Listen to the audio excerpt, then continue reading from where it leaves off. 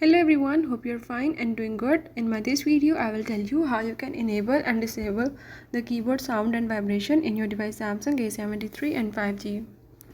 So if you want to enable or you want to disable, like whenever you use the keyboard, the sound and vibration, if you want to enable or disable this, you can do this by the method as I'm showing in this video.